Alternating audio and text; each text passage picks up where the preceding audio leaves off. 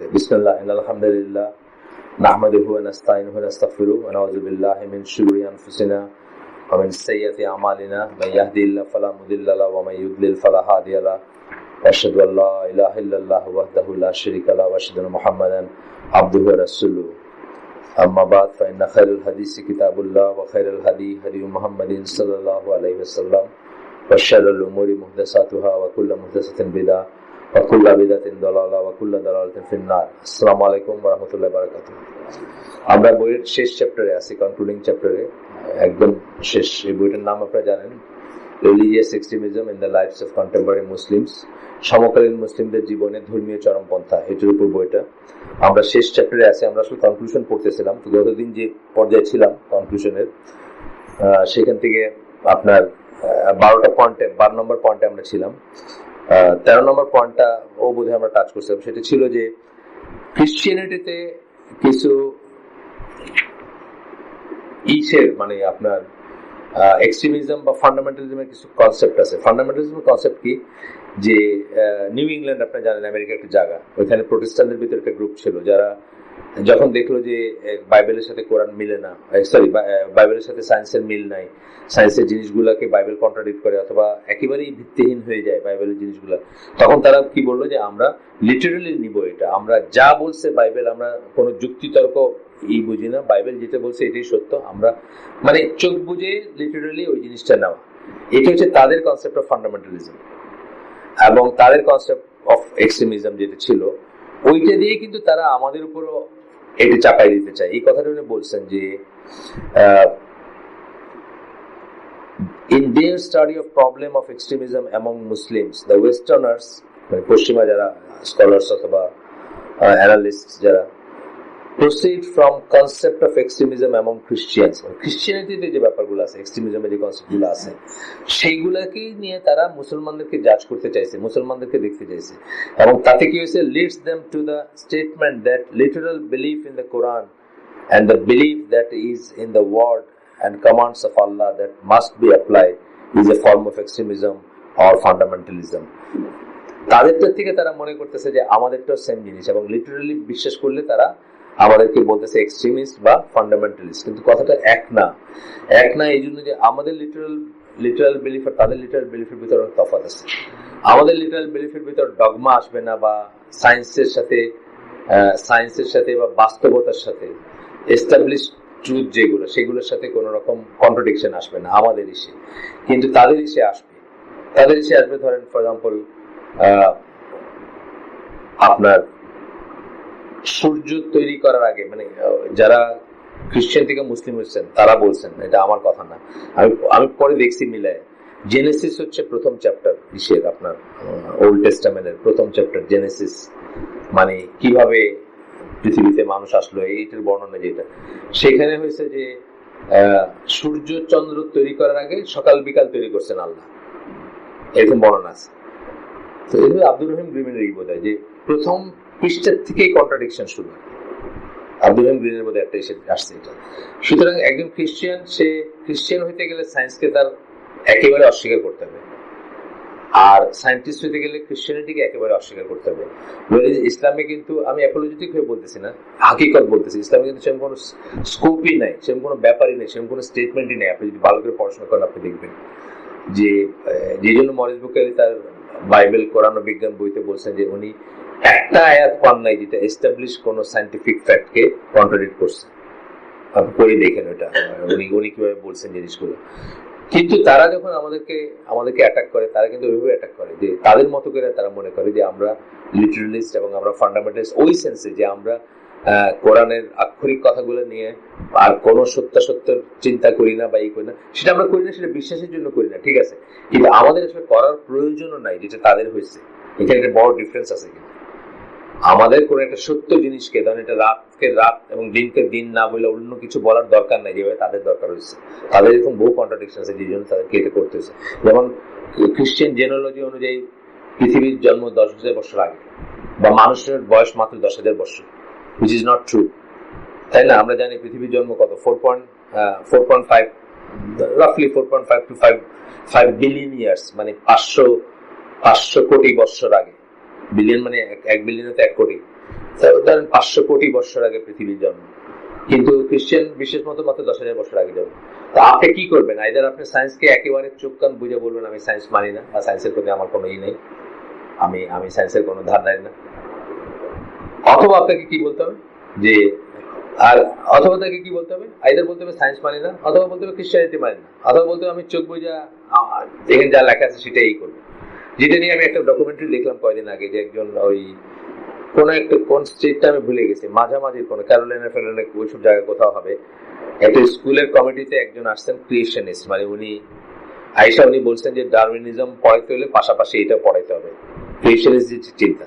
তো ক্রিয়েশনিস্ট চিন্তা কোনো সমস্যা ছিল না, কিন্তু সমস্যা চলে আসে যখন উনি বলতেছে মানুষ মাত্র 10,000 বছর পুরানো, পৃথিবী মাত্র 10,000 বছর পুরানো, তখনই সমস্যা চলে আসছে, বুঝছেন না? কারণ এটা সায়েন্সের সাথে যায় না। ওয়ারিস কোরআনে কিন্তু এরকম কোনো কমিটমেন্ট নাই 10,000 বছর আপনি হিসাব করে বলে দিবেন, 2,000 বছর, 3,000 বছর, 5,000 বছর, 10,000, এরকম কোনো কমিটমেন্ট নাই কিন্তু কোরআনে। পড়ে দেখেন আপনি কোথায় কোথায় কি কি বলে বাইবেল ট্র্যাপে পড়ছে আর কোরআন সেই ট্র্যাপে পড়ে না। এগুলো মরিস বুকেলের ডিটেলস কাজ আছে, আমাদের ওনারও ডিটেলস কাজ আছে। সুতরাং ওই জিনিসগুলো আমাদের উপর সুপার ইম্পোজ করার কোনো প্রয়োজন নাই, যেটা ওনাদের ওইখান থেকে আসছে। যেটাই বলতেছেন এখানে যে তারা ওইভাবে তাদের মতো করে আমাদেরকে দেখেন এবং দেখে তারা ভুলটা করেন। In the same way that the literal belief in gospel and the belief that the gospel are the word of God is extremism and fundamentalism. এখন যখন আপনি বললেন যে ওই বাইবেলের যে এইগুলো আছে, ওল্ড টেস্টামেন্ট, নিউ টেস্টামেন্ট, অথবা এই নতুন নিয়ম বলে না, লুক, মথি, জন, মার্ক, চারটা আছে না, চারটা গসপেল আছে আর কি, মানে ইসের ভিতরে।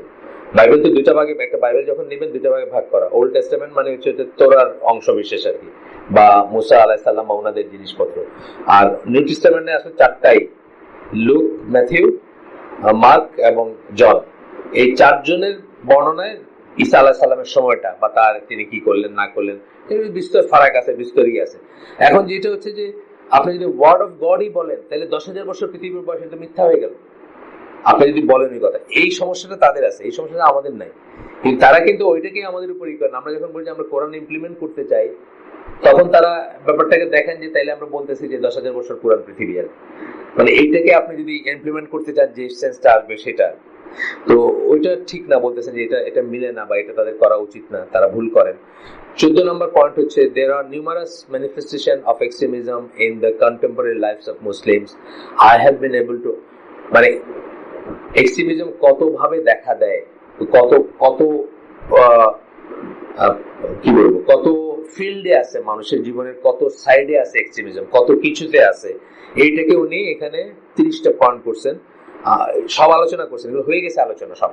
আমরা জাস্ট একবার কনক্লুশন যেহেতু করতেছি, উনি আবার একটা একটা করে করছেন। 1 নম্বর হচ্ছে জামাত কাকে বলে সেই ব্যাপারে এক্সট্রিমিজম। জামাত কাকে বলে, জামাত কথাটা মানে আমরা শিখছি কি, জামাত বলতে আমরা যখন আল জামা বলবো তখন বিশ্ব মুসলিমের জামাতকে বলবো।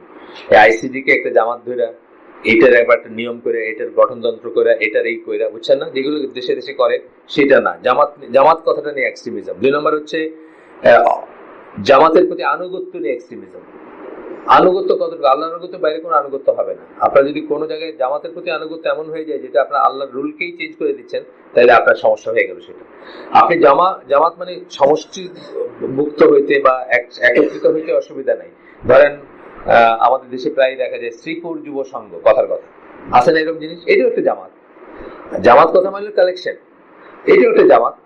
এই জামাতে কোনো দোষ নাই, প্রোভাইডেড আপনি এমন করতেছেন না যে এই জামাতের প্রতি এমন আনুগত্য হইতে হবে যেটা আপনি মরেন আর বাঁচেন এই জামাতের কথাই শুনবেন, কোনোদিন এখানে বাইরে হতে পারবেন না, কোনোদিন তাদের এগেনস্টে কিছু বলতে পারবেন না। এই ধরনের লয়ালিটি যখন করে তখন এক্সট্রিমিজম হয়ে যায়। আর নাহলে শ্রীপুর যুব সংঘ, আপনাদের কাজ হলো এখানে খাল কাটবেন, রাস্তাঘাট পরিষ্কার রাখবেন, কোনো সমস্যা নাই, কিন্তু ইসলামের সাথে কোনো কন্ট্রাডিকশন নেই, কোনো এক্সট্রিমিজমের ব্যাপার নেই। কিন্তু যখন বললেন যে এইটার ভিতর যারা আছে তারাই ঠিক আর এর বাইরে যারা আছে তারা ভুল, বা সমস্ত আনুগত্য এখানে দিতে হবে, তখনই সমস্যা হয়ে গেল। আচ্ছা, 3 নম্বর হচ্ছে এই যে একই ধরনের কথা বাট একটু তফাৎ, একটা আনুগত্য বললেন, একটা বললেন standard of what is correct, মানে সত্যের হইলো এটা। আপনি দেখবেন আমাদের দেশে যেমন ইসলামী শাসনতন্ত্র আন্দোলন আছে, চরমনের পিরিয়ড না এটা, হ্যাঁ, বা ধরেন জামাত ইসলাম আছে, অথবা হিজবুত তাহরির আছে, বা যে সমস্ত দলগুলো আছে ইসলামের নামে দলগুলো, তারা কি বলবে, তাদেরটাই ঠিক, বাকি সব ভুল। এটা এক্সট্রিমিজম বলতেছেন। এটা যখন মনে করবেন সেটা এক্সট্রিমিজম, কারণ সেই ঠিকটা একমাত্র ঠিক আমরা কেন আল্লাহ রসুলের ক্রাইটেরিয়াতে ঠিক বা ভুল হবে, এবং বিশ্ব মুসলিমের যদি জামাত হইতো তখন হয়তো আনুগত্যের ব্যাপারে ওটা হইতো, তারপরেও ঠিকের ব্যাপারে না, কিন্তু খলিফা ভুল করতে পারে এবং সেই ভুল বলতেও হবে, একটা সময় আছে যখন বলতে হবে। আচ্ছা, 4 নম্বর হচ্ছে পার্সোনালিটি অফ দ্য লিডার। একজন মানুষের ভিতরে আপনার আনুগত্যটা বা তারে নিয়ে এক্সট্রিমিজম, মানে উনি যা বলছেন এটা ঠিক, ওনার বাইরে যে কথা বলবে এটা মাইরা ফলো কেটে ফলো, এরকম কিন্তু একটা সেন্স আছে। পীর ফকিরদের ভিতরে আছে, তাই না? পীরদের ভিতরে মারামারি হয়, দেওয়ানবাদী চরমনের ভিতরে মারামারি হচ্ছে না, এসে বতুল মোকাররমে লাঠি দিয়া একদম মাথা পাটাপাটি হয়েছে। বিকজ কি একজন পার্সোনালিটির ভিতরে চলে গেছে জিনিসটা। দেওয়ানবাগী পীর অথবা অমুক পীর বা অমুক লিডার বা অমুক স্কলার বা অমুক পার্টির এই ধরনের লয়ালিটি কিন্তু থাকে মানুষের। তো একটা একটা লিডারকে ঘিরে এক্সট্রিমিজমের কথা বলছেন, সেটা হচ্ছে চরমপন্থা। আমরা লিডারকে কিভাবে দেখবো? লিডার একজন মানুষ। যদি ধরেন খলিফা ওমরও হন, উনি একজন মানুষ, ওনারও ভুল থাকতে পারে, ওনার যদি ভুল থাকে আমরা সেটা বলবো। উনি যদি ভুল, মানে একটা লিমিট আছে ওনার, কতটুকু পর্যন্ত ওনাকে টলারেট করবো আমরা, সেই লিমিটের ভিতরে থাকলে ওনার সমস্ত ভুলকে আমরা অ্যাকোমোডেট করবো, তার বাইরে গেলে ওনার এটা আর প্রযোজ্য হবে না। এটাই হচ্ছে নিয়ম। পার্সোনালি দ্য লিডার, একজন লিডার থাকবেন, যাবেন, আসবেন। ইভেন রাসূল সাল্লাল্লাহু আলাইহি ওয়াসাল্লাম সম্বন্ধে কি বলা হয়েছে কোরআন, তোমরা যদি শোনো যে নবী স্লটার, মানে নবী হত্যা, তাহলে কি তোমরা তোমাদের মানে পিঠ দেখে দৌড় দিবা নাকি? সূরা আল ইমরানের আয়াত। মানে নবীর মৃত্যুটাকে স্বাভাবিকভাবে নিতে হবে। এই জন্য আবু বকর রাদিয়াল্লাহু আনহু তার ওই স্পিচে বলছিলেন যে রাসূল সাল্লাল্লাহু মারা যাওয়ার পরে কেউ পাগলামি করতেছিলেন যে না উনি মরতে পারেন না, উনি যে এটা বলবে তারে আমরা মাইরে ফেলবো বা এরকম, মানে উন্মাদ টাইপের হয়ে গেছিলেন। তখন ওনার স্পিচটা কি ছিল? Those who worship Muhammad, they should know that Muhammad is dead. যারা মোহাম্মদের ইবাদত করতো, পূজা করতো, তারা জানা উচিত যে মোহাম্মদ মারা গেছে। Those who worship Allah, যারা আল্লাহর ইবাদত করতো বা করে, they should know that Allah is ever living. তারা জানবে, তাদের জানা উচিত যে আল্লাহ চিরঞ্জীব, আল্লাহ কখনো মারা যান। এই কথা বলার পর সবাই ইসে আসছেন, বুঝছেন না? মানে বাস্তবতায় ফিরে আসছেন, যেহেতু মর্টাল একজন মানুষ, উনি মারাই যাবেন। সুতরাং লিডারের প্রতি, ইভেন নবীর প্রতি এমন একটা আনুগত্য হবে না যে ওনারে ছাড়া কিচ্ছু চলবে না। না, চলবে, সবই চলতেছে, চলবে, আল্লাহ এভাবে ডিজাইন করছে, ওনারে ছাড়া কিছু চলবে না, এরকম না। কিন্তু আমাদের দেখবেন এইখানে দেখবেন একজন সাধারণ মানুষ মরে গেলে মাতম করতে করতে শেষ মাসে, তাই না? সাধারণ মানুষ বলতে গেলে একটা দেশের নেতা ধরেন, ফর এক্সাম্পল ওই চাইনিজদের জন্য ছিল না তাদের ডিয়ার লিডার, গ্রেট লিডার থাকে তাদের, এক একজন লাগুক আর না লাগুক তাদেরকে দেখাইতো যে তারা মারা যেতেছে। এখন যেটা আছে নর্থ কোরিয়ার, এটা তো তার নিজের বোনের জামাই কামানের উপর রেখে নাকি উড়াই দিচ্ছে, তারপরে ওই আর্মির ইচকে, মানে এইরকম লিডার যারা হয়, তা সে যেটা বলবে সেটাই ঠিক না, এটা এই আনুগত্য হলো এক্সট্রিমিজম। এরপরে হলো মুসলিম সোসাইটি থেকে নিজেদেরকে আলাদা করার ব্যাপারে এক্সট্রিমিজম আছে, চরমপন্থা আছে, আমরা পড়ছি এখানে, সবই পড়া হয়েছে। মুসলিম সোসাইটি থেকে নিজেকে আলাদা করে ফেলেন, সবাই আপনি গরু ছাগল জ্ঞান করলেন, আপনি একাই বুজুর্গ, আপনি বুঝেন আর দুনিয়ার কেউ কিছু বুঝে না, বুঝছেন না? এইটাও একটা এক্সট্রিমিজম। আপনি যতই ভালো বুঝ হোক না কেন, তারপরে আপনাকে বুঝতে হবে যে আপনাকে সমাজবদ্ধ থাকতেই বলা হয়েছে, সমাজবদ্ধ থাকাটাকে অ্যাপ্রিসিয়েট করা হয়েছে। সমাজের বাইরে গিয়ে বেদুইনরা যারা তখন মুসলিম হয়তো ডেজার্টে থাকতো, তাদেরকে কিন্তু অ্যাপ্রিসিয়েট করা হইতো না, তাদেরকে বলা হতো যে মেইন মুসলিম বডির সাথে এসে থাকতে, আইসোলেটেড না থাকতে বলা হতো। আমরা পড়ছি এগুলা, ওই যে সামারি চলতেছে একটা। তারপরে কি extremism in declaring people disbelievers due to sins they committed. কোন একটা কবিরা গুনাহ করতে, সেই জন্য মানুষকে অবিশ্বাসী জ্ঞান করা বা কাফের জ্ঞান করা, এটার ব্যাপারে যে এক্সট্রিমিজম আমরা সেগুলো পড়ছি।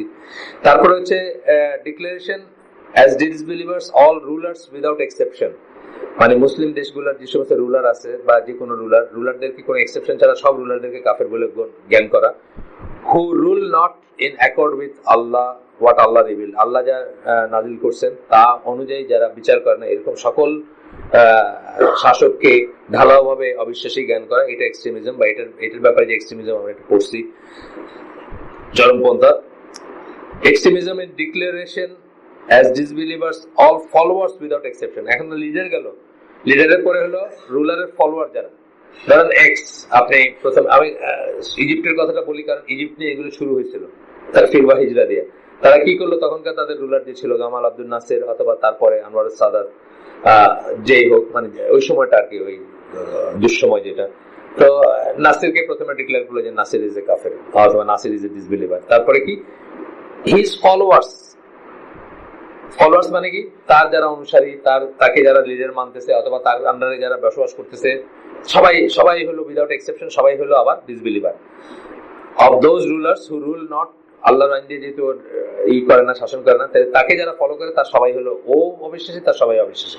এগুলো হলো এক্সট্রিমিজম। আমরা দেখছি যে কেন এগুলো সবকটাতে ক্লজ থাকতে হবে। এই কথাগুলোর রুট কোথায়? এই বিশ্বাস যে কুফর অফ অ্যাকশন এবং কুফর অফ বিলিফ আলাদা। অ্যাকশনের কুফর এবং বিশ্বাসের কুফর আলাদা। ইতিকাদি বলি আমরা, আমলি বলি। কুফর ইতিকাদি, কুফর আমলি, দুইটা কথা আছে। ইতিকাদি মানে আকীদাগত বিশ্বাসগত কুফর, আমলি মানে আমলগত কুফর। আমল একটু কাজ করে ফেলছেন, কুফরের কাজ। তাইলে আমরা জানি কি এটা বেসিক প্রিন্সিপাল ফ্রম একেবারে মানে কি বলবো, ইবনে আব্বাস থেকে শুরু করে সাহাবীদের শুরু করে আজ পর্যন্ত একটা বেসিক ডিফারেন্স খারেজিদের সাথে অথবা চরমপন্থীদের সাথে আমাদের একটা বেসিক ডিফারেন্স আহলে সুন্নাত জামাত হচ্ছে যে একটা কুফরের ব্যবসা এবং কুফর বিলিফের ভিতর করতে হবে, তফাৎ করতে হবে। আমলি এবং ইতিকাদের ভিতর তফাৎ করতে হবে। আমলি যেটা, সেটা মোমেন বান্দা কখনো অনিচ্ছা সত্ত্বে যদি কুফরের একটা কাজ করে ফেলে সে কাফের হয়ে যায় না। এটা হচ্ছে এটা উসুল বা মেন প্রিন্সিপাল বা মূলনীতি। এটার উদাহরণ সাহাবীদের থেকে আসছে। দুইজন সাহাবী, দুটো ঘটনা আমরা বারবার বলছি, আবার বলতেছি। একজনকে পানিতে চুবাইতো ইরা, আর ওনাকে বলতো, উনি খুব পানিকে ভয় পাইতেন। পানিকে চুবানোর চেষ্টা করতো বা চুবাইতো এবং চুবাই বলতো যে তুমি বলো যে তুমি মোহাম্মদের দিনে বিশ্বাস করো না, মোহাম্মদের বিশ্বাস করো না। উনি সেরকমই বলছেন। তারপর রাসূল সাল্লাল্লাহু আলাইহি ওয়াসাল্লাম এসে বলছেন যে আমার তো ঈমান চলে গেছে, আমি তো এরকম কথা বলছি। আল্লাহ রাসূল বলছেন তোমার ভিতরে ঈমান ছিল? যে হ্যাঁ ছিল, ভিতরে তো আমি বিশ্বাস করছি সবই। বলে আবার যদি ওরা এরকম বলে তোমার, আবারও তুমি এরকম বলবা, কোনো সমস্যা নেই, তোমার ভিতরে ঈমান যতক্ষণ আছে ততক্ষণ তুমি মুসলিম।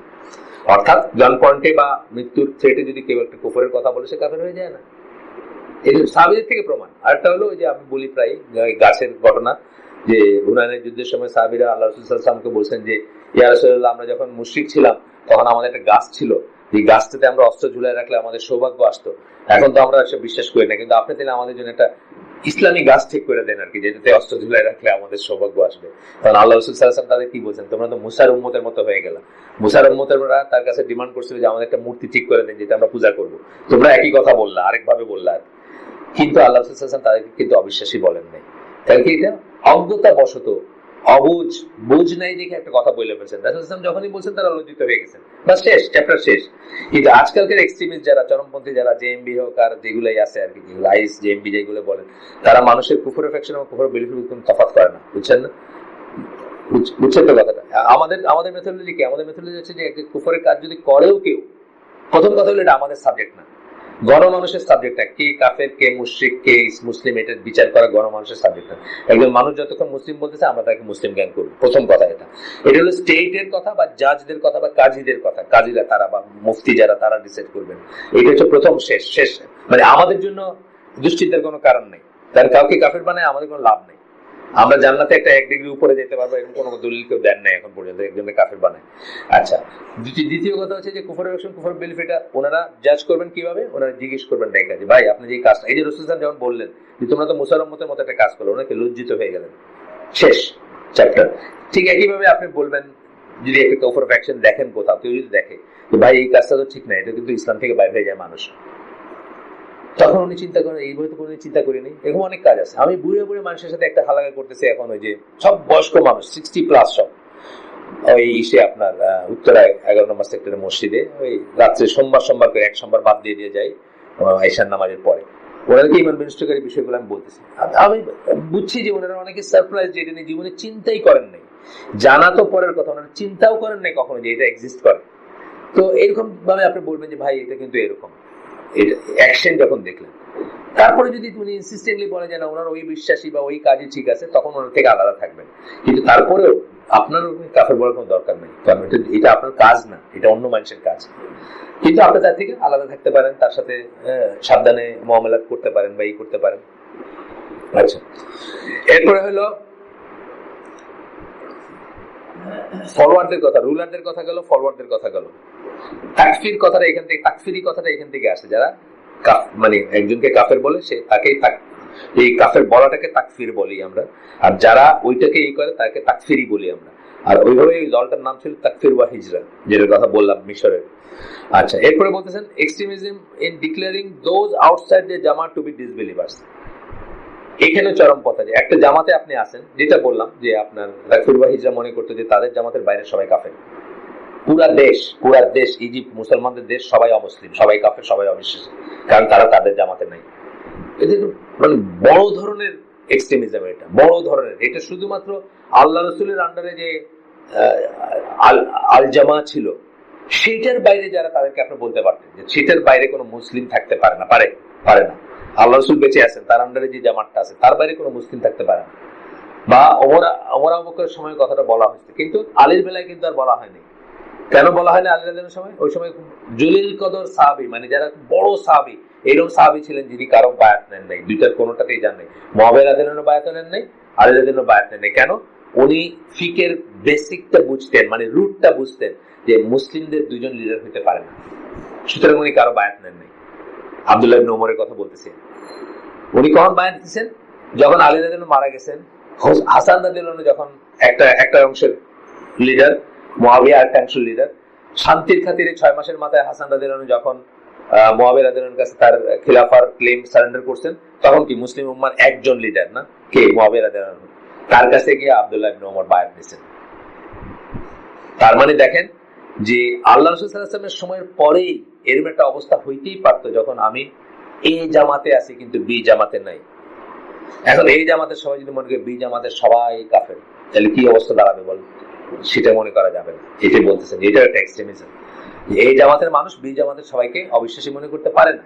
এটা শুধু আল্লাহ রাসূলের আন্ডারে আল জামা যেটা ছিল সেই সময়, এমনকি মুনাফিক যে, মানে এস্টাবলিশ মুনাফিক, বাট তার মুসলিম নাম আছে, সেও ওই জামাতের আন্ডারে ছিল, তাই না?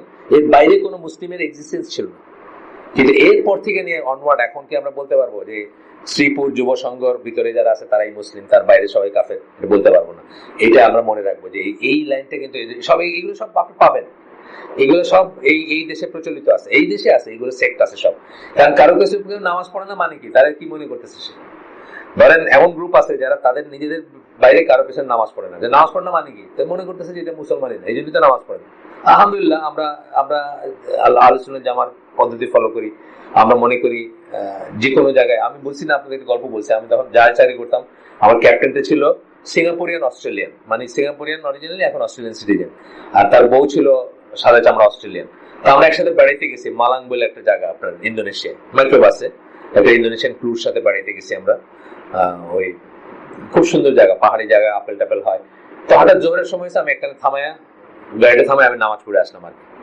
তো তারা দেখে এসে হাজবেন্ড ওয়াইফ বলা বলি করতেছে যে তোমাদের কোনো সমস্যা নাই, এমনি একটা মসজিদে ঢুকে গেল, নামাজ হয়ে গেল না? হ্যাঁ।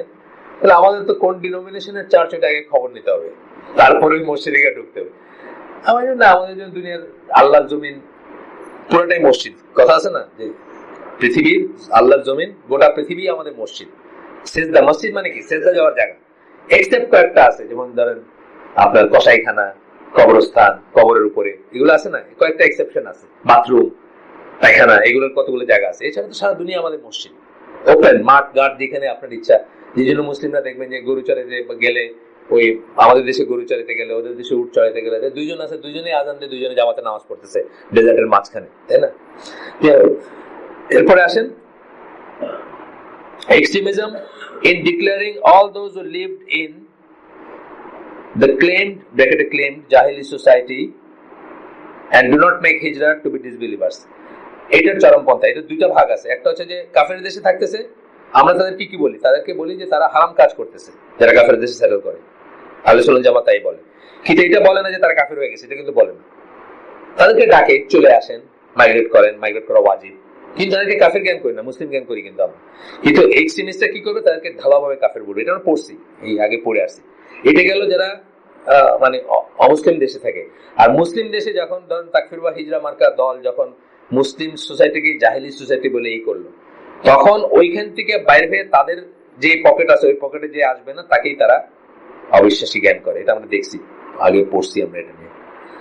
ঘুরে ফিরে তাকফির বা হিজরার কথা কেন আসবে? কারণ এই জিনিসগুলো সবকটা তাদের ভিতরে ছিল মোরালেস, এবং তারা ছিল গত শতাব্দীর সবচেয়ে ভয়ঙ্কর সন্ত্রাসী দল।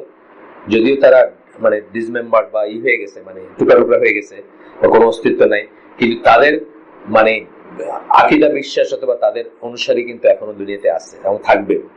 খারেজিরা শেষ পর্যন্ত থাকবে, খারেজি ট্রেন্ডের মানুষজন যারা, তারা থাকবে। এবং ওই যে সেপ্টেম্বর 11-এর যে যে নাম্বার 1 ম্যান, যিনি ওই 19 জনের ভিতর, মোহাম্মদ আতা, উনি নাকি তাকফির বা হিজরার অনুসারী ছিলেন। এটা মানে পরবর্তীকালে খবরে প্রকাশ। আচ্ছা, এরপরে কি হলো, এরপরের পয়েন্ট হলো হিজরত না করলে আপনাকে অবিশ্বাসী বলবে আছে। এরপরের পয়েন্ট হলো extremism by declaring individuals to be disbelievers without taking into consideration the sharia conditions and parameter. ব্যক্তিকেও তারা ব্যক্তি ধরেন ওনাকে একটা একরকম করে কিছু একটা করতে দেখলো, বলে উনি তো কাফের হয়ে গেছে, বলে প্রায় জাস্ট এটুকুর জন্য বলে, মানে তার সাথে মিলে নেই, একটা কিছু করে নাই, উনি তো কাফের হয়ে গেছে।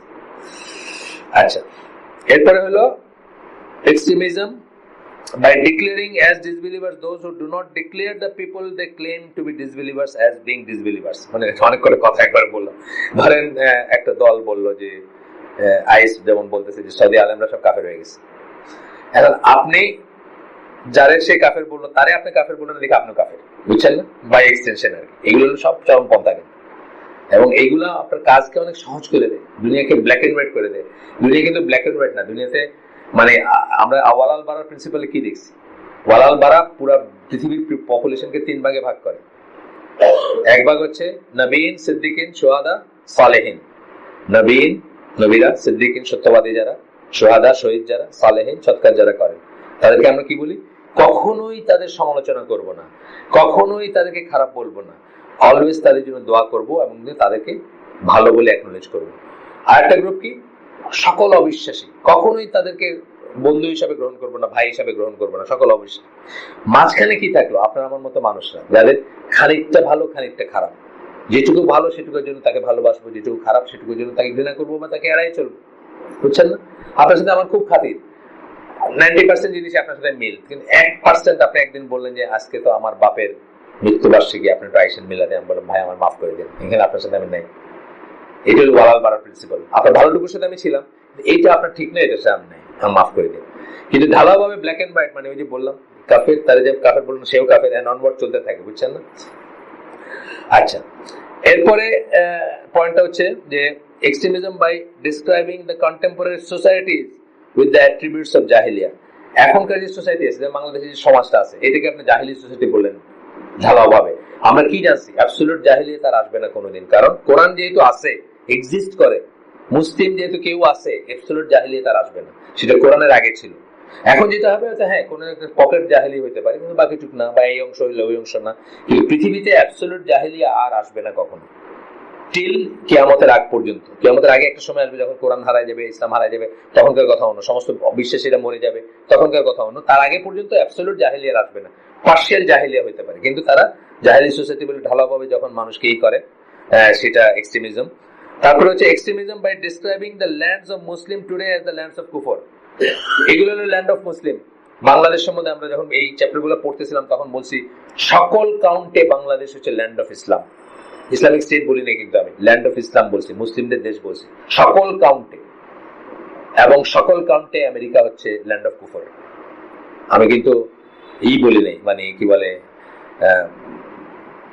দারুল হারব, হ্যাঁ ঠিক আছে, দারুল কুফর দারুল হারব যদি বলেন সেটাও। কিন্তু কথা হচ্ছে যে দুই পাশে আপনি মানুষ পাবেন। আমেরিকারে পারলে ইসলামী দেশ বানায় দিন, মানুষ আছে না, সবকিছু আছে, নামাজ আছে, রোজা আছে, আজান আছে, আমেরিকাতে অসুবিধা কি আছে। আবার বাংলাদেশে পারলে কাফের দেশ বানায় যায়, মানে দুই সাইডে আপনি দেখবেন এক্সট্রিমিস্ট আছে। তো একটা মুসলিম দেশকে ল্যান্ড অফ ইসলাম না বলে বা মুসলিম দেশ না বলে এটাকে কাফের দেশ বলা, এটা টেন্ডেন্সি আছে। কিন্তু আমেরিকায় যাওয়ার কিন্তু একটা ভেরি মাচ যুক্তিও এটা আছে, অনেকের আছে না, আমাদের শুধু কাফের দেশ, আমেরিকা কাফের দেশ, জাস্ট একটা ইসের ভিতরে একটা তফাৎ আর কি, বুঝছেন না, মানে ডিগ্রিতে তফাৎ, কিন্তু ব্যাপারটা তো একই। ওই ভালো ইসলাম পালন করা যায় এটা বলে কিন্তু অনেকে বাংলাদেশকে মাইগ্রেট করে না। বাংলাদেশ সকল কাউন্টের মুসলিম দেশ, আর আমেরিকা সকল কাউন্টে কাফের দেশ বা ল্যান্ড অফ কুফর। যাই হোক, extremism by devising new sources of sharia, sources of sharia, new sources of sharia. যেমন ওই শুকরি মুস্তফার পড়তেছিলাম যখন, উনি তখন বলছেন যে কসমোলজি, মানে এই যে এই চাঁদ সূর্যের দিকে তাকায় ওইখান থেকে শরিয়া রুলিং ডিরাইভ করা যায় আর কি, এটা বলছেন না। আমরা শরিয়া রুলিং এর সোর্স কি জানি, কোরআন, সুন্নাহ। 3 নাম্বারটা মোটামুটি আনডিসপিউটেড, ইজমা। তারপরে গুলো ডিসপিউটেড, আরো আছে কতগুলো, ওগুলো ডিসপিউটেড, ওগুলো নিয়ে খেলাফ আছে। যেমন কিয়াস নিয়ে খেলাফ আছে, কিয়াসকে বড় স্কলারদের সবাই শরিয়ার সোর্স মনে করেন না। কোরআনকে মনে করেন, সুন্নাহকে মনে করেন শরিয়ার সোর্স, আর কি মনে করেন ইজমা। ইজমা কাদের? আহলে সুন্নাহ ওয়াল জামাত স্কলারদের, যার তার ইজমা না। বাংলাদেশের সকল মানুষ ভোট দিছে যে মেয়েতে মেয়েতে বিয়া হবে, এটাকে ইজমা হইবে? ইজমা হবে না, এই ইজমার কোনো মানে নেই। আপনার যদি মনে ইজমা মানে হলো ভোটিং বা মেজরিটি কি বললো তা না। ইজমা হচ্ছে কাদের? মুজতাহিদ আলেম যারা, মুজতাহিদ যারা, তারা যদি একমত হন সেটা ইজমা। আমরা আগেও বলছি এটা মানে ইজমা মানে মেজরিটি কি ভাবলো তা না, কোন মেজরিটি ভাবলো সেটা হচ্ছে কথা। বোরিং হচ্ছে নাকি একটু কথাবার্তা এগুলা? মানে পিছনের কথা তো আপনারা অনেকে জানেন হয়তো, সেই জন্য তো বোরিং লাগবে। আপনি তো যেমন অনেক কটাই হয়তো অ্যাটেন্ড করছেন, আপনি করছেন না বেশ কিছু? এটা এখানে আর বেশি অ্যাটেন্ড করা মানুষ তাহিনও বোধহয় বেশ কিছু অ্যাটেন্ড করছেন। বেশি অ্যাটেন্ড করা মানুষ তো দুইজনই দেখতেছে, আর বাকিরা কিছু কিছু করছেন, আপনিও কিছু করছেন বেশি না হইলেও। এটা অনেকদিন ধরে চলছে তো, বেশি মানে 100% হয়তো সবাই করেন নাই। আচ্ছা, তার নতুন নতুন উৎস থেকে সরিয়া, যেমন এই একদিকে বললাম এদের কথা, আরেকদিকে ধরেন পীররা কি বলে, কালকে রাতে স্বপ্নে দেখছি এটা হচ্ছে, এটা সরিয়া হয়ে গেল। বলেন কালকে স্বপ্নে দেখছি, বা স্বপ্নে পাওয়া মহৌষধ দেখেন না, জায়গায় জায়গায় লেখা থাকে, আমি কি করি এই মহৌষধ পাইলাম, ঘুমাইলাম উঠিয়া দেখিলাম এটা হয়েছে। এগুলো আরেকটা মানে সোর্স অফ শরিয়া। নতুন একটা দিয়ে আপনার একটা হালালকে হারাম করে দিচ্ছে, হারামকে হালাল করে দিচ্ছে, বা নতুন একটা ই করতেছে। যেমন ধরেন যে আমি নিজের ভিডিও দেখছি, তাহিরুল কাদরি যে লোক, সে একটা লাঠি নিয়ে সদ্য দেওয়া কবর, মানুষের কবরের পাশে দাঁড়ায় তার সওয়াল জবাবে অংশগ্রহণ করতেছে। এটাকে নতুন সোর্স অফ শরিয়া ডিভাইস করতেছে সে, তার কাছে মানে সে ওটা দেখতেছে, মানে দুনিয়া কোনো মানুষের দেখার কথা না, জানার কথা না, সে ওটাতে ইন্টারফেয়ার করতেছে, ওটাতে আনসার বলে দিতেছে, বুঝছেন না? তো নতুন সোর্সেস অফ শরিয়া মানে আমি সোর্স অফ শরিয়া বলতে ওয়াইড একটাই বললাম, যেটাই ইসলামের বাইরের জিনিসকে আপনি বলবেন যে এটা ইসলামের ভিতরে জিনিস, সেটাই তো শরিয়ার নতুন সোর্স, যাই বা বিধানের সোর্স বা ই। আচ্ছা, এরপরে কি বলতেছেন? Extremism with respect to the concept of taqlid and the rejection of the consensus. আপনি তাকলিদের ব্যাপারে কনসেপ্ট আছে, এক্সট্রিমিজম আছে না, যে পীর ফকিরদের যারা তাকলিদ করে তারা কি বলে, একেবারে উনি যা বলছেন এটাই ঠিক, এর বাইরে কোনো কিছু নেই, তাকলিদ। আর ইজমাকে মানে না, ইজমাকে অনেক সময় মানে না, এরকম মানুষ আছে যারা ইজমাকে মানে। Extremism in censuring those who make taqlid. আর উল্টাটাও আছে, তাকলিদ করলেই একজন কাফের হয়ে যাচ্ছে, বা তাকলিদ হারাম, ঢালাওভাবে হারাম কিন্তু বলতে পারবো না আমরা, তাকলিদ ঢালাওভাবে হারাম বলতে পারবো না, কখনোই না। কারো জন্য তাকলিদ করা ওয়াজিব, কারো জন্য মুবাহ, কারো জন্য হারাম। যে লোক কিছুই পড়তে জানে না, কিছুই বাংলা জানে না, আরবি জানে না, ইংলিশ জানে না, সেই লোক কোত্থেকে জ্ঞান নেবে? কাউকে গিয়ে বলবে ভাই আমাকে বলেন তো রাসূল সাল্লাল্লাহু আলাইহি ওয়াসাল্লাম কিভাবে নামাজ পড়তে বলছেন, বা আল্লাহ কিভাবে নামাজ পড়তে বলছেন। এই তাকলিদ ওয়াজিব, কারণ সে নিজের থেকে এটা কোনোদিন উদ্ধার করতে পারবে না, তাকে কারো কাছে গিয়া জানতে হবে, এটা ওয়াজিব বা ফরজ পর্যায়ে। কারো জন্য তাকলিদ হচ্ছে মুবাহ, মানে গুনার কাজ না, আবার সওয়াবের কাজও না, মানে মাঝামাঝি একটা স্টেজ হতে পারে। কারোর জন্য হারাম, যেমন ধরেন আমাদের মঞ্জুরিল্লাহ গিয়া যদি একজন পীরের দরবারে গিয়া বলেন যে আমি পিএইচডি করছি, তো সেগুলো এক সাইডে থাক, এই পীর যা বলবেন এটা ফাইনাল, ওনার জন্য এটা হারাম। ওনাকে আল্লাহ জ্ঞান দিচ্ছেন, উনি আরবি জানেন, উনি কোরআন জানেন, উনি হাদিস জানেন, উনি যদি কারো কাছে তার ঘিলুকে সমর্পণ করেন সেটা তার জন্য হারাম।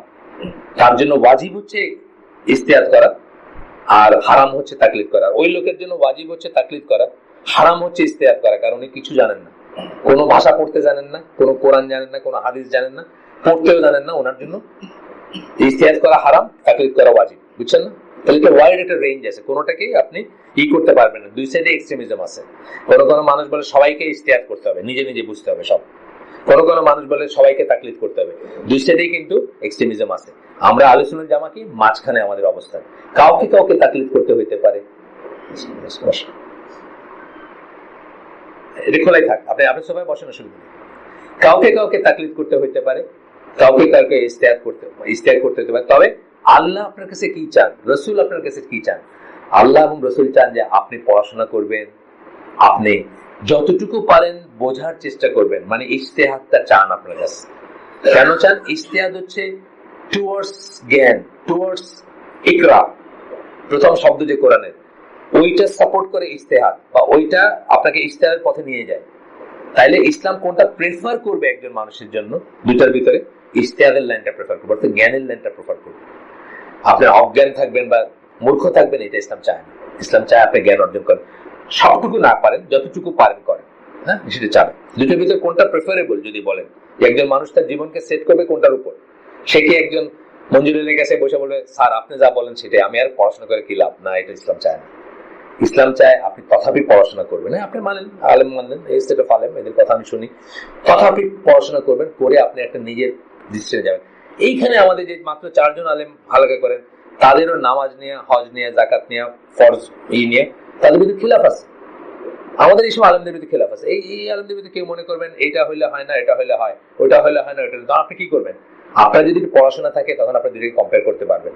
কিন্তু আপনি যদি আপনাকে সমর্পণ করে বসে থাকেন একজনের কাছে, তাহলে ওনার ভুলগুলো আপনি ক্যারি ওভার করবেন, বুঝছেন না? এখানে আমাদের যে 4 জন মাত্র আলেম, তাদের ভিতরে কিন্তু ফিকের ডিফারেন্স আছে, তাদের ভিতরে ফিকের ডিফারেন্স আছে, বড় ধরনের ডিফারেন্স আছে। কিন্তু আমরা তাদের বিরোধিতা করি না। কেন বিরোধিতা করি না? এই জন্য করি না যে আজকের দিনে উনি বলতে আসছেন, আমরা ওনার থেকে রিসিভ করবো, ওনার কাছে শিখবো, শুধু শুধু বিরোধিতা করে লাভ নেই। কারণ আমরা জানি যে এইগুলা এই খিলাফ গুলা এস্টাবলিশ খিলাফ, এইগুলা আপনার হয়তো 1400 বছর পুরানো খিলাফ। সুতরাং এখানে আমি আমার পড়াশোনা যখন করব, বেসড অন দ্যাট আমি যেকে সত্যি মনে করবো, আমি সেই লাইনটা গ্রহণ করবো। এই জন্য আপনার পড়াশোনা করাটা দরকার। তাহলে আমরা হিজাব এবং নিকাবের ব্যাপারে পার্সোনালি আমি বলতেছি, আমি মনে করি হাতের এতটুকু এবং মুখটা খোলা রাখাটা জায়েজ, মানে ঢাকাটা ফরজ না, এটা মনে করি আমি। কিন্তু রিকমেন্ডেড যদি বলেন, আমি মনে করি ঢেকে রাখাটা রিকমেন্ডেড, আমার বউ ঢেকেই চলে, কিন্তু আমি এটাকে ফরজ মনে করি না। এই যে ডিফারেন্সটা বলেন, এটা তো অনেক, মানে একদম নবীর সময় থেকে নিয়ে এই পর্যন্ত ডিফারেন্সটা। এইখানে আপনি একটা লাইন নিতেই পারেন, এটা আপনার পড়াশোনার উপর বেস করে আপনি নেবেন।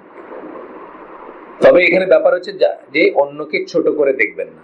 অন্য লাইনটা যে নিচ্ছে সে মুসলমান না, ওই আবার এক্সট্রিমিজমে চলে গেলেন। যেখানে ইজতিহাদ অথবা যেখানে ফিকি ডিফারেন্সের স্কোপ আছে, সেখানে অ্যাকোমোডেটিভ হবেন, অন্যটাকেও রেসপেক্ট করবেন। ফলো না করেন, ফলো করতে আমি বলতেছি না, অন্যটাকে রেসপেক্ট করবেন। যেমন আমাদের এখানে শহীদুল্লাহ খান মাদানী একসময় করতেন, আপনার কি বলে হালাগা করতেন, এবং উনি যখন করতেন তখন উনি প্রতি সপ্তাহ করতেন আর কি, প্রথম 6 মাস ধরে।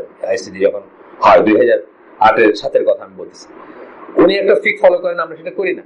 উনি ফিক কি করেন, মানে আপনি যদি সূরা ফাতিহা মিস করে ফেলেন, ইমাম যদি ইসে যায়, রুকুতে চলে যায়, ওই রেকর্ডটা কাউন্ট করবেন, ওটা আপনি আবার নিজে পড়বেন, এটা উনি মনে করেন। আমি ওটাকে রেসপেক্ট করি, কিন্তু আমি এটা ফলো করি না।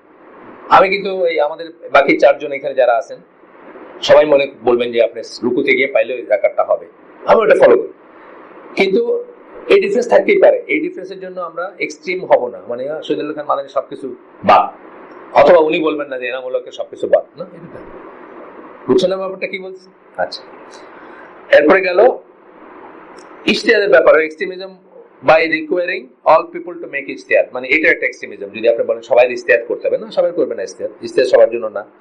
এক্সট্রিমিজম আপনাকে বলছিলাম যে একটা ওই অনেক আগে, ধরেন 10 বছর আগে হবে, একটা ইসলামী লেখক গবেষকদের একটা ফোরাম, ওইখানে আমি বসেছিলাম, কথাবার্তা হচ্ছে, অনেকে আছেন জ্ঞানীগুণী। একটা লোক, সে ওদের থিঙ্ক ট্যাঙ্ক আর কি, যারা অ্যারেঞ্জ করছে ওইটা তাদের থিঙ্ক ট্যাঙ্ক, দাঁড়িয়ে নাই, জিন্সের প্যান্ট পরা, শার্ট পরা, উদ্ভ্রান্ত, উস্কো খুস্কো চুল, চশমা, ডাক্তার উনি বাই প্রফেশন। তো উনি এখানে ছিলেন না, উনি মানে বসে থাকতে পারেন না এক জায়গায়, মানে ওইসব জায়গায় কিন্তু বসে থেকে শুনতে হয়। হঠাৎ করে থেকে উদ্ভ্রান্ত ভাবে এসে বলেন, আপনারা খুলে দেন, খুলে দেন। কি খুলবেন? ইজতিহাদের দরজা খুলে দেন। অর্থাৎ উনি যেন ইজতিহাদ করতে পারেন, আমি যেটা বুঝলাম আর কি পরবর্তী। ইজতিহাদের দরজা খুলে দেন, ইজতিহাদ টম ডিক এন্ড হ্যারি হইতে পারে না, মুজতাহিদ কথাটা যেটা বলি, অর্থাৎ ওনার ইজতিহাদ ওনার জন্য প্রযোজ্য হতে পারে, এটা অন্য জিনিস। উনি একটা সিচুয়েশনে যে কেউ আপনিও ইজতিহাদ করতে বাধ্য হতে পারেন, একটা সিচুয়েশনে আপনার নিজের পার্সোনালি এইখানে ধরেন এক ফোঁটা পেশাব লেগে গেছে, পেশাব করতে গিয়ে, এখন কি ধুইবেন না পুরাটা চেঞ্জ করবেন? আপনি আপনার এখন তো আশেপাশে কোনো হুজুর নাই জিজ্ঞেস করবেন, আপনাকে ডিসিশন নিতে হবে, পার্সোনাল ইজতিহাদ। আপনার ইজতিহাদ অন্যের উপরে অ্যাপ্লিকেবল না, কিন্তু অন্যের উপরে অ্যাপ্লিকেবল ইজতিহাদ হইতে কি হবে? আপনাকে মুজতাহিদ আলেম হইতে, মুজতাহিদ আলেম মানে শর্ত আছে না, সেই শর্তগুলো পূরণ করতে হবে। উনি এসে বলতে ইজতিহাদের দরজা খুলে যান, ইজতিহাদের দরজা যদি সবার জন্য খুলে দেয়, তা আপনি can do any which way you like. আপনি একরকম, আমি একরকম, আপনি পশ্চিম দিকে কিবলা, আমি পূব দিকে কিবলা, অসুবিধা কি আছে? ইজতিহাদের দরজা খুলে দিলে সেই দরজা খোলা যাবে না। ইজতিহাদের দরজা খোলা মানে ইজতিহাদ থাকবে, কিয়ামত পর্যন্ত থাকবে। ইজতিহাদ একটা ভ্যালিড ইসলামে। এবং ইজতিহাদ কিসের বেলায় আমরা করি? ইজতিহাদের প্রিন্সিপাল কি? একটা হচ্ছে যে স্পষ্টত কোরআন সুন্নাহ যেটা বলা নাই, মানে কোরআন সুন্নাহ বলা নাই মতো জিনিসই ইজতিহাদের প্রশ্ন আসছে, স্পষ্টত বলা নাই, কিন্তু রুট কিন্তু ওইখানে আছে, দলিলটা কিন্তু ওইখান থেকে নিতে হবে। কোরআন সুন্নাহর বিরুদ্ধে কোনো দলিল দিয়ে ইজতিহাদ করা যাবে না, ইত্যাদি ইত্যাদি অনেক প্রিন্সিপাল আছে যাই ইজতিহাদ যেটা। তো এরপরে কি এক্সট্রিমিজম আরো আছে। Extremism by being Harsh upon the people, মানুষের উপরে কঠোর হয়ে যে এক্সট্রিমিজম, এটা একটা এক্সট্রিমিজম। একজন লোক জানে না, এই দুই সাইডে আছে, আমাদের সাইডেও আছে, ওই সাইডেও আছে। একজন লোক জানে না, সে আইসা আপনার পাশে খাড়াই গেছে, পায়ে পা লাগায় নাই, তার দিকে এরকম করে তাকাইলেন, বুঝছেন না? আপনাকে বলছি নাকি একটা ঘটনা, যে একদিন আমার পাশ থেকে একদিন চলে গেল, আলামিন মসজিদে মাগরিবের নামাজ, আলামিন মসজিদ তো রাস্তার উপরে দেখে আজান পড়ছে, বট করে ঢুকে পড়ছে লোক। ঢুকা প্রথম রাকাতে ভাবসাব দেখা, পরে আমি সেকেন্ড রাকাতে দেখি নাই সে হাওয়া। সে মনে করছে কোথায় এসে ঢুকলাম, যেভাবে আমার দিকে কটমট করে তাকাইছে, অথবা কেউ তো টানও দিছে, হয়তো হইতে পারে। না, এটা করা উচিত না। হার্শ হওয়া, যেটাকে আমরা বলি, কঠিন হওয়া উচিত না, শক্ত হওয়া উচিত না। আপনি একেবারে অলিখিত ভাবে নিয়ম যেটা, যে ইসলামের দাওয়াতে অলওয়েজ সফটই ছিল রাসূল সাল্লাল্লাহু আলাইহি ওয়াসাল্লামের পদ্ধতি, কখনোই হার্শ ছিল না, কখনোই হার্ড ছিল না। এরপরে বলতেছেন নিজের উপর কঠোর হওয়া। নিজেকে কষ্ট দেওয়াকে অনেক মানুষ মনে করে যে এটা ইবাদত এবং এটা ইখলাস এবং এটা ঈশের চিহ্ন। নিজেকে কষ্ট দেওয়া, কঠিন পথটা বাইছে নেওয়া সবসময় না। এটা কঠিন ফিক একটা জিনিস আর কঠিন আমল একটা জিনিস, দুটো কিন্তু আলাদা জিনিস বলতেছি আমরা। কঠিন ফিক হচ্ছে, ধরেন ফিকের একটা রেঞ্জ আছে, বড় একটা রেঞ্জ আছে। এই রেঞ্জের ভিতর কোন কোন ফাঁকি দেখবেন মানুষের জন্য সহজ করে দেন, যেমন আব্দুল্লাহ ইবনে আব্বাস, উনি মানুষের জন্য জিনিসকে সহজ করে দিতে চেষ্টা করতেন। আবার আরেকজন আব্দুল্লাহ ইবনে ওমর, উনি মানে স্ট্রিক্টার দিকটা নিতেন। এইটা কিন্তু বলতেছি না আমি বলতেছি যেখানে সহজ নেওয়ার স্কোপ আছে আপনার, সেখানে আপনি কঠিনটা নিচ্ছেন। অর্থাৎ আমরা আগে আলাপ করছি অনেকবার, রিপিটেশন। আপনার ঘরে গরম পানির ব্যবস্থা আছে, কিন্তু আপনি শীতের রাতে, কনকনা শীতের রাতে ঠান্ডা পানি দিয়ে ওযু করলেন, থিঙ্কিং যে ঠান্ডা পানি দিয়ে ওযু করলে আমার বেশি সওয়াব হবে। না, এটাই হলো এক্সট্রিমিজম ইসলামে, বুঝছেন তো? নিজেকে কষ্ট দিয়ে ভাবা যে আমি এরকম, আমি কষ্ট দিলাম মানে আমি বেশি বায়াস বা আল্লাহর কাছে গেলাম বেশি। হজের ট্রিপে গেছেন, আগেই প্রমিস করলেন যে আমি কোনো ছায়া দাঁড়াবো না। আল্লাহ রাসূলের সময় হয়েছে এই ঘটনা, সাহাবী, তারপর ওনাকে ভাঙাইছেন ওটা আল্লাহ রাসূল। সেটা এটার কোনো লাভ নাই, কোনো নেই, কোনো সওয়াব নাই, কোনো এক্সট্রা কিছু নাই। তো এরকম এখনো আছে মানুষ, সবকিছু কঠিন ভাবে করতে চায়, মনে করে যে এইটাই বোধহয় ইবাদতেরই না। এটা নিজের উপরও হার সমান না, নিজের উপরে কঠিন হবেন না আপনার। What does it mean living Islam? আমরা একটা এই পড়ছিলাম না, আমরা পড়ছিলাম একদিন এখানে, আগে পড়ছিলাম ইসলাম অনুযায়ী জীবনযাপন করা বলতে কি বোঝায়। তিনটা জিনিস মনে রাখবেন। আপনার উপর আল্লাহর হক কি, সেটা আপনি আদায় করলেন কিনা। আপনার উপর নিজের হক কি, সেটা আপনি আদায় করলেন কিনা। নিজের হক হচ্ছে যে আপনার নফস যেটা, এটাকে আপনি ধ্বংস করবেন না, নষ্ট করবেন না, কষ্ট দিবেন না। ধ্বংস করা, নষ্ট করা, কষ্ট দেওয়া, তিনটা বললাম না? কষ্ট দেওয়া হলে এই যে ঠান্ডা পানি দিয়ে করবেন, রোদের ভিতরে থাকবেন ইচ্ছা করে, বা যত কঠিন ওয়েতে ইবাদত করা যায় সেটা করবেন। হ্যাঁ, ধ্বংস করা কি? সিগারেট খাইলেন, সিগারেট খাওয়া মানে কি? Cigarette kills. আপনি ক্রমান্বয়ে আপনাকে হত্যা করলেন, এটা আপনি নিজের উপর নিজের হকটা আদায় করলেন না, এই ধরনের আর কি। আরেকটা কি বলছিলাম? বান্দার হক। তিনটা হক বলছিলাম, আল্লাহর হক, নিজের হক, বান্দার হক। এই তিনটা আপনি ফুলফিল করতেছেন কিনা, আদায় করলেন কিনা, এখানেই হচ্ছে লিভিং ইসলাম। এই তিনটা যদি আপনি করতে পারেন, আল্লাহর হক কি মানুষের উপর? আল্লাহর হক কি? নামাজ রোজা কেন হবে? আল্লাহর এক নম্বরের হক হচ্ছে শিরক বিবর্জিত ভাবে আল্লাহর ইবাদত করে যাবেন, এটা হচ্ছে আল্লাহর হক। শিরক পরিত্যাগ, শিরক মুক্ত ইবাদত করবেন আল্লাহ, কেবলমাত্র আল্লাহর ইবাদত করবেন। আল্লাহ কি বলছেন? ওয়া খালাকুল জিন্না ওয়াল ইনসা ইল্লা লিয়াবুদুন, আমি মানুষ এবং ইনসানকে কেবল আমার ইবাদতের জন্য সৃষ্টি করছি। তাহলে ওটা হলো আল্লাহর হক, এবং শিরক বিবর্জিত ইবাদত হইতে হবে। মুশরিক মানে আপনি ইবাদত করলেন, মাজারেও গেলেন, নামাজও পড়লেন, মাজারেও গেলেন, নামাজও পড়লেন, আপনি আরেকজনকে মানলেন, আপনার গুরু মানলেন, মানে যাই হোক মধ্যস্থতাকারী মানলেন আল্লাহর সাথে। আচ্ছা, এরপর কি? Extremism in the form of forbidding what is good and pure. আপনার একটা জিনিস গুড এন্ড পিওর, এটাও আপনি মানা করতেছেন মানুষকে, এটাও একটা এক্সট্রিমিজম। যেমন ধরেন তাকওয়া এবং শরিয়ার ভিতরে আমরা তফাৎ করি। ধরেন আপনার সন্দেহ হয় যে রুটিগুলো জানে কি দিয়ে বানায়, এটা কিন্তু আপনার সন্দেহ। এইটার বেসিসে আপনি আমারে এখন নিষেধ করতে শুরু করেন, এই রুটি খায় না, এই রুটি খাওয়া উচিত না, জায়েজ না, এটা না, এটা হলো এক্সট্রিমিজম। আপনার সন্দেহ, আপনি খায়েন না, এটা আপনার তাকওয়া। কিন্তু একটা মুসলিম দেশে ফিক কি বলে? একটা মুসলিম দেশের ওভার দ্য কাউন্টার রুটি খাইতে আমার জিজ্ঞেস করার দরকার নেই, ভাই রুটিটা কে বানাইছে? আব্দুর রহমান না ভগবান দাস কে বানাইছে? এটা কি পাড়া দিয়ে বানাইছে, পা দিয়ে বানাইছে, নাকি হাত দিয়ে বানাইছে? আমার এটা দরকার নেই। আপনি করেন ভালো কথা, কিন্তু আমার উপর এটা চাপাই দিন না। এই এক্সট্রিমিজম। ফরবিডিং যেটা গুড বা নর্মাল জিনিস যেটা জায়েজ, সেটাও মানুষকে নিষেধ করে, কিন্তু অনেক সময় সেটাও মানুষকে নিষেধ করে। এটা লাইনটা বুঝতে হবে যে কোথায় গিয়ে নিষেধটা হবে। আমরা কি পড়ছি যে ওই আয়াতটা সূরা তাওবার, যে আয়াতটা তারা তাদের ধর্মযাজকদেরকে রব বানায় নিছে, সূরা তাওবার 31 নম্বর আয়াত। তাদের কে বিশপ এবং রব্বি বানায় নিছে, বিশপ এবং রব্বিকে রব বানায় নিছে। এটার মানে কি? হালাল একটা জিনিসকে তারা হারাম বলে হারাম হয়ে গেল, আর হারাম একটা জিনিসকে তারা হালাল বলে হালাল হয়ে গেল। এই জন্য একটা জোক আছে, কোন এক হুজুরের সাথে ওই রাষ্ট্রযন্ত্রের ভালো যাচ্ছিল না, তো উনি মানে কোন এক দেশ থেকে ইম্পোর্ট করা চিনি সব হারাম ঘোষণা করলেন। ইরানের জোক এটা। ইরানিয়ানদের অভ্যাস হচ্ছে তারা চিনির কিউব খায়, চিনির কিউব ওই বড় এত বড় বড় ছক্কার মতো, ওগুলা চাতে দিয়ে খায়। আর ম্যাক্সিমাম যেটা করে সেটা একটা কিউব গালের এই পাশে ঢুকাই দিবে, বুঝছেন, আর চাটা চিনি ছাড়া ওটার সাথে খাবে, গুলে গুলে যাবে আর কি। এখন ওই হুজুরের সাথে লেগে গেছে, হুজুর বললেন এই কিউব সব হারাম, বুঝছেন তো। তারপরে তারা গিয়ে হুজুরে ম্যানেজ করছে, কোন এক এটা তো জোক আর কি হইতে পারে, আমি জানি না, জোকও হইতে পারে, আমি এগুলো ইরানিয়ানদের কাছে শুনছি, ওদের সাথে চাকরি করছি তো আমি, বলছি তো কি করে ম্যানেজ করছে হুজুরে। তখন হুজুর কি বললেন, বললেন যে ঠিক আছে ওটা ভিজায় যদি নেয় চাতে তাহলে হালাল, বুঝছেন তো, ভিজায় নিলে হালাল। সো সাচ থিংস হ্যাপেন, এখানে হইতে পারে যে যে আপনার ওই যে হারাম বললেন, প্রথম হারামটা যেটা, সেটা কি করলেন উনি, একটা গুড জিনিস তাইবান হালালান তাইবানকে উনি নিষেধ করলেন, তাই না? এটা কি করতে পারেন, এটা এক্সট্রিমিজম, কিন্তু এটা চরমপন্থা। যে জিনিসটা মুবাহ, যে জিনিসটা জায়েজ, এটাকে আপনি অধিক দেখাইতে গিয়ে আপনি হারাম বা না জায়েজ করে করতে পারেন না, যদি জায়েজ হয় সেটা। Extremism by revolting against the ruler without taking into consideration the proper Sharia conditions. শাসকের বিরুদ্ধে বিদ্রোহ করাতে এক্সট্রিমিজম, এটা শরিয়া কন্ডিশন গুলো আপনি আমাদের দেশে কেউ জানেই না, আমি নিজে জানতাম না, বিশ্বাস করেন। আমি মানে কি বলবো, সৌদি আরব শুনলে আমার গায়ে একটা মানে চুতরা পাতার মতো লাগতো আর কি, এরকম জ্বালা হইতো আর, বিকজ এই রাজা রাজা মানে রাজতন্ত্র এটা সেটা একেবারে জ্ঞান বিবর্জিত কতগুলো জিনিস আর একেবারে জ্ঞান বিবর্জিত। কারণ ধরেন মুয়াবিয়া রাদিয়াল্লাহু আনহু যে এজিদকে করছিলেন, এই যে মানে মেইনস্ট্রিম সাহাবীদের সবাই মনে করছিলেন যে ওইটাই বেস্ট সিলেকশন এবং চয়েস ছিল, এবং আসলে তাই ছিল, এখনকার স্কলাররা অ্যাকনলেজ করে।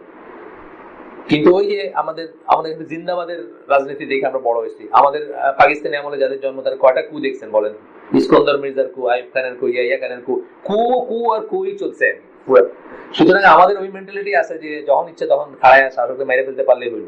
কিন্তু ইসলামে যে অনেকগুলো কন্ডিশন আছে, অনেক প্রিকন্ডিশন, এবং অত্যন্ত গর্হিত একটা অপরাধ এটা, মানে যে কোনো বাগি, যে কোনো বিদ্রোহ এবং যে কোনো অনানুগত্য, তিনটা ফিল্ডে আমি বলি যে আল্লাহর আনুগত্যের পরে এই তিনটা ফিল্ডের আনুগত্য, একটা হলো শাসকের প্রতি প্রজা সাধারণের আনুগত্য মুসলিম দেশে, একটা হচ্ছে বাবার প্রতি ছেলে মেয়ের আনুগত্য, আরেকটা হচ্ছে হাজবেন্ডের প্রতি ওয়াইফের আনুগত্য, নেক্সট টু গড, কিন্তু তিনটাই, এবং তিনটাতেই মানে ভয়ঙ্কর রকমের শাস্তির কি করা হয়েছে তিনটাতেই। সুতরাং ওই কন্ডিশন গুলো জানতে হবে। হ্যাঁ, কন্ডিশন জানার পরেও কারো এগেনস্টে বিদ্রোহ করতে হইতে পারে, আমি না করতেছি না, কিন্তু না জেনে যেটা এটা করার থেকে বিরত থাকবে। খারেজি কথাটা আসছে খুরুজ থেকে, প্রথম কথাই হচ্ছে যে যারা শাসকের থেকে আনুগত্য প্রত্যাহার করে, আলী রাদিয়াল্লাহু থেকে বাইরে হয়ে গেছিল যারা, তার আনুগত্য থেকে বাইরে হয়ে গেছিল যারা, সেই হিসাবে। যাই হোক, এরপরে হচ্ছে কি extremism in the form of prohibiting education in calling people to illiteracy. আমরা একটু কয়েকদিন আগে পড়ছি, এটা বেশি দিন আগের কথা না, 2 মাস আগে বা 3 মাস আগে পড়ছি। তাকফির ওয়াহিদরা কি বললো, পড়াশোনা করা দরকার, আমরা জাহিল যা, আমরা সবাই নিরক্ষর থাকবো, এটা এখনো আছে, এখনো কিন্তু পড়াশোনার বিরোধিতা করে। ইট ইজ ওয়ান থিং যে আপনি বললেন যে পর্দা ছাড়া, পর্দার প্রপার মেইনটেনেন্স ছাড়া পাবলিক স্পেসে বা পাবলিক জায়গায় পড়াশোনা করা উচিত না, it is one thing. It is another thing to say that আমরা কোনো পড়াশোনাই করবো না, আমরা জাহিল জাতি, আমরা উম্মি জাতি, এই বলে। কিন্তু এখানে পড়ছি আমরা, এই মাদ্রাসায় পড়ছি আমরা, অল্প 2-3 মাস আগে এই চ্যাপ্টারটা গেছে আর। তো prohibiting education and in calling people to illiteracy, এই ব্যাপারে চরমপন্থা যেটা, এটা কিন্তু আছে, এখনো আছে, তখনও ছিল, যে পড়াশোনা করার দরকার নেই, পড়াশোনা আমরা এইসব পড়াশোনা করি না, আমরা উম্মি জাতি, আমরা এই থাকবো। এটা ডিটেলস আলোচনা করছি আমরা, আপনারা পাবেন এগুলো লেকচারগুলো লাগানো আছে, যে এটা ইসলামের নর্ম না, বরং উল্টাটা। আমরা আপনার সুন্নাত থেকে, নবীর থেকে বলছি, এটাকে এত নোবেল মনে করা হয়তো পড়াশোনাকে, যে এই কাফেরদেরকে বন্দি করা হয়েছে, তাদের মুক্তিপণ করা হয়েছে, যে পড়াশোনা শিখাইবে এতজনটা, তাহলে তুমি ফ্রি।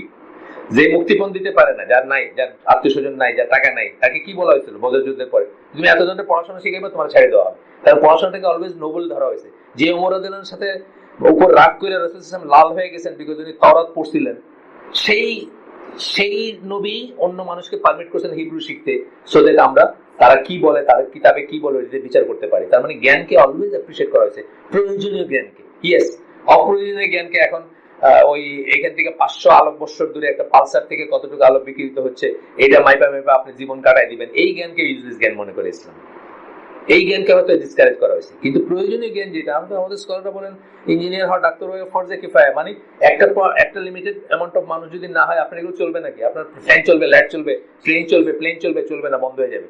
সেই পরিমাণ মানুষের ইঞ্জিনিয়ারিং, ডাক্তারি শেখাটা ফরজে কিফায়া, সবার জন্য না, বাট এটা একটা এডুকেশন, এটাকে কি করা যাবে না, প্রোভাইডেড আপনার মনে যে কোনো একটা জিনিস ইউজলেস এবং ইউজফুল হওয়ার ভিতরে কিন্তু আবার নিয়ত একটা ফ্যাক্টর আছে। আছে না? আমি আপনার প্রায় বলি এয়ার হোস্টেস 500 জনকে সালাম দেয়, সালাম আলাইকুম সালাম সালাম সালাম, ওটা হলো চাকরি। ওর এখানে কিন্তু কোনো রিওয়ার্ড নেই আল্লাহর কাছ থেকে, ইবাদত নাই কোনো। আপনি একজনকেই সালাম দেন, আপনার পাশের নেইবারকে সকালে আসসালামু আলাইকুম ওয়া রাহমাতুল্লাহি ওয়া বারাকাতুহু হাসি মুখে দেন। কেন? এটা আল্লাহ রাসূল করতে বলছেন, আল্লাহ করতে বলছেন, আল্লাহ পছন্দ করেন, রাসূল পছন্দ করেন, এটা সাদাকা, আপনার এটা ইবাদত হয়ে গেল। তো নিয়তের একটা ফ্যাক্টর আছে। এই মানডেন পড়াশোনাটাও, এমনকি ইঞ্জিনিয়ারিং ডাক্তারি পড়াকেও আমরা কিন্তু নিয়ত চেঞ্জের জন্য কিন্তু এটাকে আল্লাহর পথে ঘুরাই দিতে পারি, যদি আমরা ওইভাবে মনে করি যেটা ফরজে কিফায়া, কাউকে না কাউকে করতে হবে, এবং একটা ডেফিনেট অ্যামাউন্ট অফ পিপল যদি না করে শাসান, তাহলে সমস্যা, তাহলে এই তো ফরজে কিফায়া হয়ে গেল। কটা আছে? 43। আর 1 মিনিট শেষ করে এই পয়েন্ট দুইটা আছে, দুইটা পয়েন্ট শেষ করে দিই। তারপর কি বলছে? Extremism by prohibiting prayers in the mosque. তারা কি করে? চরমপন্থীরা পাবলিক মস্ক গুলা, সাধারণ মসজিদ গুলাতে নামাজ পড়াকে নিষেধ করে। যারা নামাজ পড়ে তাকে ভ্রান্ত মনে করে, একলা একলা বাসায় নামাজ পড়ে বা দুইজনে মিলে নামাজ পড়ে, এটাও একটা এক্সট্রিমিজম। এটা দেখবেন মানে জড়পন্থীদের ভিতরে থাকবে। আপনার এমনি করতে পড়লে বুঝলেন, আপনি যেভাবে জিজ্ঞেস করছে ইন্দোনেশিয়াতে ওই যে অস্ট্রেলিয়ান ক্যাপ্টেন তার বউ, এইভাবে আমাকে অনেকে জিজ্ঞেস করে। আপনি একদিন আমি বংশালে একটা বইয়ের দোকান থেকে বই প্যাক করে বলতেছি তাড়াতাড়ি দেন, আমি একটু আগে আগে নামাজ পড়তে যাই। আপনি হানাফি মসজিদে নামাজ পড়বেন? আমি বললাম হ্যাঁ। আপনার নামাজ হবে? আমি বললাম হ্যাঁ। মানে উনি খুব অবিশ্বাস্য একটা চোখে তাকাইছেন আমার দিকে, যে এটা কি বললো, বংশাল থেকে তাড়াতাড়ি আগে যাবে, উত্তরার পথে নামাজ পড়বে, এটা আমাদের ভিতরে আছে। এটা extremism. Extremism by suspending the Friday prayers. অনেক দেশে দেখবেন বা অনেকেই বলবে যে কিসের জুম্মা, দেশ আল্লাহর চলে না, এখানে জুম্মা কিসের? এটা এক্সট্রিমিজম। এটা বাংলাদেশে একজন পীর মহসিন উদ্দিন দুদু মিয়া, না না দুদু মিয়া, মহসিন উদ্দিন দুদু মিয়া, হ্যাঁ না, উনি কি করছেন, উনি ওনার সময় এটাই করছেন কুমিল্লার এদিকে কোথাও, না ফরিদপুর, দুদু মিয়া শরীদপুর।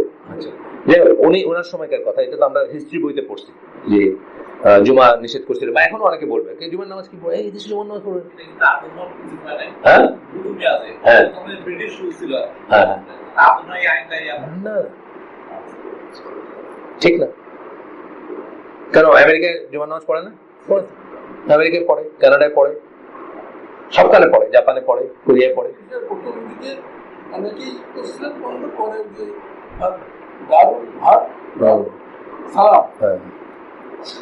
যাই হোক, এটা ঠিক না, এটা আমরা জানি এটা একটা ফর্ম অফ এক্সট্রিমিজম। আচ্ছা, তারপরে কি এটা দলিল সব গেছে আগে, এখন তো দলিল বলে শুধু পয়েন্ট বলতেছি আমরা। তারপরটা কি? এখন making hijra from the society. এই যে সোসাইটির থেকে সেক্লুড করা, আমরা পড়ছি না এটা, সোসাইটি থেকে সেক্লুড করা, এটা জায়েজ, কখনো জায়েজ হইতে পারে। সমাজ থেকে আপনি নিজেকে আলাদা করলেন, কখনো জায়েজ হইতে পারে, কিন্তু ইউজুয়ালি আল্লাহ রাসূল চাইছেন যে আপনি সোসাইটিতে থাকবেন। একদম এক্সট্রিম কেসে আপনার প্রথমে আপনি সবার থেকে আলাদা করে নিজেদের ভিতর থাকবেন, তারপর নিজেদের থেকে ফ্যামিলি, তারপর ফ্যামিলির থেকেও আলাদা করে কাউকে একা থাকতে হইতে পারে। আমি প্রথমবার যখন হজে গেছিলাম তখন ইংল্যান্ডের এক লোকের গল্প শুনতেছিলাম যে তার এসে রেস্টুরেন্ট ব্যবসা আছে ইংল্যান্ডে, তো ব্যবসা পাতি সব বউয়ের নামে করছে, বউয়ের নামে, মেয়ের নামে। তো একদিন বউ কালা চামড়া বয়ফ্রেন্ড নিয়ে আসছে, রাত্রে থাকবে বাসায়। তো উনি চিল্লাচিল্লি করছে, ওনারা দিচ্ছে বারান্দায় বাইক করে দরজা বন্ধ করে দিচ্ছে। উনি শেষে মসজিদে এসে ঘুমাইছে, বুঝছেন? এই যে অবস্থাটা এই ভদ্রলোকের, উনি তো ফ্যামিলির সাথে থাকতে পারবেন, বুঝছেন না? ফ্যামিলি থেকে বউয়ের নামে করছে, সবকিছু বারান্দায় রাখছে, রাত্রে দরজা বন্ধ করে দিচ্ছে, তারপর উনি মসজিদে এসে ঘুমাইছে আর কি। সব কারণ কি? মানে মেয়ে বয়ফ্রেন্ড নিয়ে রাত্রে ঘুমাবে বাসায় আর কি, এটা উনি না করছে। Extremism and making hijra. Society থেকে হিজরার ব্যাপারে তারা বলবে যে আপনি আলাদা হয়ে যান, পাহাড়ে চলে যান, জঙ্গলে চলে যান, একলা থাকেন না, এগুলো ঠিক না। চরে চলে যান, এগুলো ঠিক না। আমরা দেখছি যে হাদিস কি বলছে, হাদিসটা এটা আমি জানতাম না, এই বইতে প্রথম পড়ছি, যে দুইজন মুসলিম, একজন যদি কঠিন সময়কে অ্যাভয়েড করতে একা চলে যায় কোথাও, তার চেয়ে যে কঠিন সময়ের কষ্টগুলোকে নিয়ে সমাজে থাকবে সে বেটার। এটা আমরা হাদিসটা পড়ছি এখানে। তারপর কি? Extremism via the view that the laws have certain stages to them, মানে মক্কার জীবন, মদিনার জীবন, এখন কিছু কিছু আইন প্রয়োগ করা যাবে। মানে ধরেন এখনকার দিনে সুদ হারাম না, এখনকার দিনে, বুঝছেন না, এরকম করে, মানে এইটার হওয়ার উপায় নেই, পর্যায়ক্রমিক হবে না কোনো কিছু, ল শেষ হয়ে গেছে। যদি আপনি এই সোসাইটিতে থাকেন যে সোসাইটিতে এভরিথিং ইজ বেসড অন সুদ, এখানে কি করবেন সেটাও শরিয়া বলে দিচ্ছে। সুতরাং নতুন করে স্টেপ বাই স্টেপ ল হওয়ার কোনো ই নেই। মক্কার জিন্দেগি বলতে কিছু নাই, মক্কার জিন্দেগি আর কোনোদিন আসবে না, বা সিমিলার সিচুয়েশন আসতে পারে যেখান থেকে আপনি শিক্ষা নিতে পারেন, কিন্তু মক্কার জীবন আর কোনোদিন আসবে না। আচ্ছা, আরেকটা কি? বলতেছেন মক্কার জীবন একটা extremism by prohibiting employment in government jobs, government জবে চাকরি করা যাবে না, এইটার ব্যাপারে চরমপন্থা। আমরা এটা পড়ছি, দলিল সহকারে পড়ছি। এই 30টা পয়েন্টে সামারাইজ করলেন, এতদিন ধরে আমরা যা পড়লাম যত ধরনের চরমপন্থা সবকটাকে সামারাইজ করলেন। এর পরের দিন আমরা ইনশাআল্লাহ রিকমেন্ডেশনটা পড়ে আশা করি শেষ করতে পারবো। ওই দিন বইটা রিকমেন্ডেশন আছে কতগুলো, তার একটা বইতে বা একটা ইসলামী এসে বিশেষ করে দেখবেন ওই কি পড়েন এখানে, কিতাবত তাওহীদ পড়েন জাকারিয়া ভাই, কি পড়বেন? তারপরে মাসলা কি বাইরে আসলে পড়েন না, শিক্ষা কি বাইরে আসলে পড়েন। তো ওটা সামারাইজ করি আমরা সবসময় যে কি শিখলাম আমরা, এই এত বড় একটা বই পড়লাম, কি শিখলাম সেটাকে আমরা সামারাইজ করি। আজকে শেষ করে দিই আমরা সুবহানাকা আল্লাহুম্মা ওয়া বিহামদিকা আশহাদু আল্লা ইলাহা ইল্লা আনতা আস্তাগফিরুকা ওয়া আতুবু ইলাইক।